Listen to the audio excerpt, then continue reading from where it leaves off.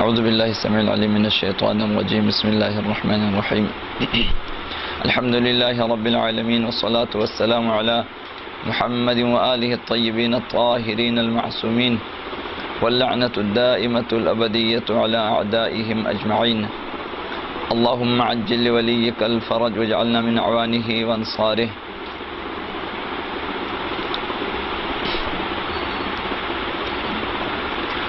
ایام عشرہ سبو میں ماہ مبارک رمضان اور ایام اعتکاف ہیں. خداوند متعال جنہیں توفیق دے گا اس ماہ میں وہ لوگ جو ہیں عبادت عظمیٰ یہ اعتکاف سے بہرمند ہوں گے، اور ہمارے لیے بھی کہ اگر ہم توفیق پیدا کر سکیں تو اعتکاف کے ایام میں آئیں، مسجدوں میں اعتکاف کریں، کہ یہ بہت بڑی توفیق ہوگی خداوند متعال کی طرف سے.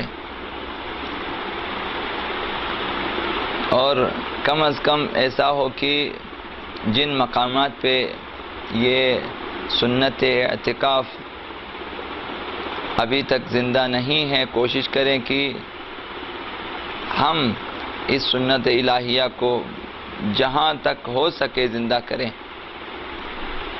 یہ ایک عظیم کام ہوگا.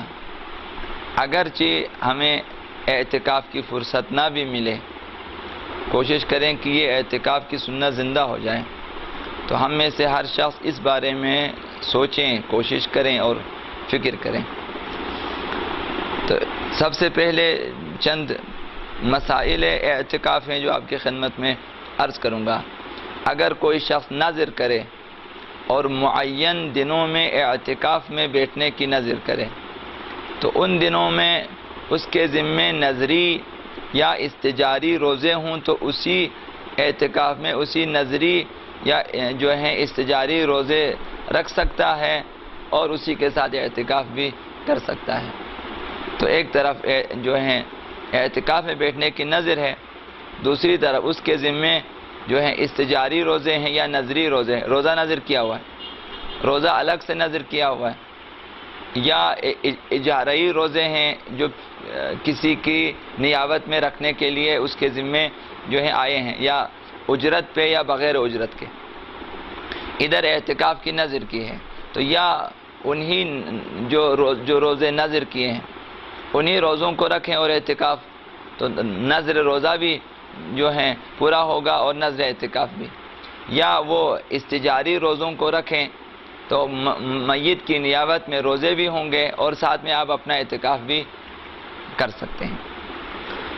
لیکن اگر روزہ اعتکاف کے لیے رکھنے کی نذر کریں، اگر کوئی شخص اس طرح سے نذر کرے کہ میں جو ہے 3 دن اعتکاف کے لیے روزہ رکھوں گا تاکہ میں اعتکاف میں بیٹھوں، نذر کیا اسی اعتکاف کے لیے، تو پھر نذری اور استجاری روزے اعتکاف کے لیے کافی نہیں ہیں.